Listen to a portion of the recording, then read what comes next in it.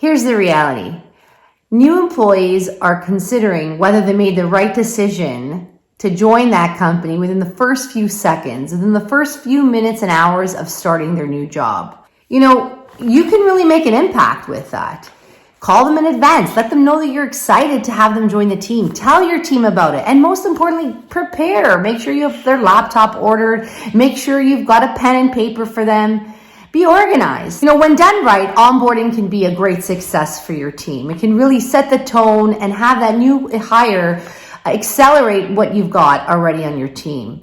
But when done wrong, it can go really, really bad. It can really be a big loss in terms of the investment.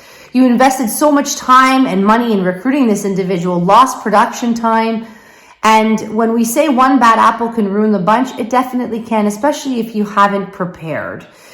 And I'm going to tell you, there are so many horror stories out there. Myself, I started a new job mid-career, and the person that I was replacing was going on mat leave, so it was really quick for me to get started with them. And I tell you, within the first few hours, as a senior consultant, I was looking at resumes for specific educational background, and I thought, this is such a waste of resources. I could be doing so much more. Did I make the right decision? Am I really here doing administrative, or can I get some real work done? The other piece, I had no pen. My phone had caked on makeup from whoever had that workstation before. It was quite an eye opener for the team.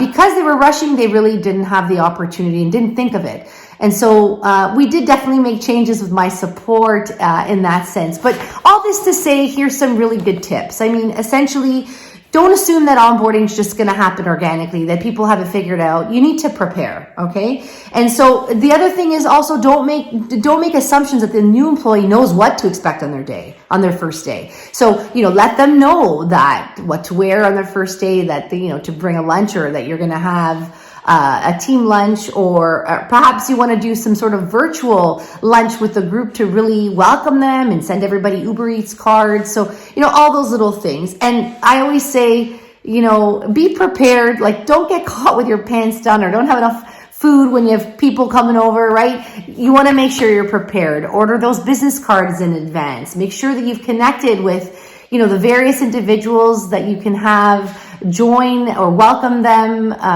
for their first week or first month. And there's a clear difference, right? Onboarding and orientation are different. Onboarding is really their whole life cycle in the first year. So prepare throughout the way. And then here are the three do's, right? To be prepared, as I mentioned, make it a team effort, communicate, share with them that you're excited to have them start, include others and have those multiple touch points. Make sure that they visit the senior leadership, perhaps the president of the company, so that they can hear the vision and be part of it right from the start. Ensure that you're having those multiple checkpoints. Have an onboarding buddy. Remote working environment right now, it's really hard to get connected and get to know your new team member. So have them have multiple checkpoints. Let them meet with different people at various levels throughout the day. Make sure that they've got multiple checkpoints throughout the day, because that would be your casual walk by their office or their desk and say, hey, how's it going? So you want to make sure that's still happening, but remotely, right? And give them something to do. Make sure you've got work aside for them, something that's going to be meaningful, and give them a purpose that they'll feel successful on their first day. And make sure that you're giving them that new company swag. Welcome them with gifts. As I mentioned, maybe it's an Uber Eats card, and having a quick town hall to welcome them and let everyone know that they're here as part of the team, ready to join the organization's continued success. So those are some of my best tips for successful onboarding and also working remotely.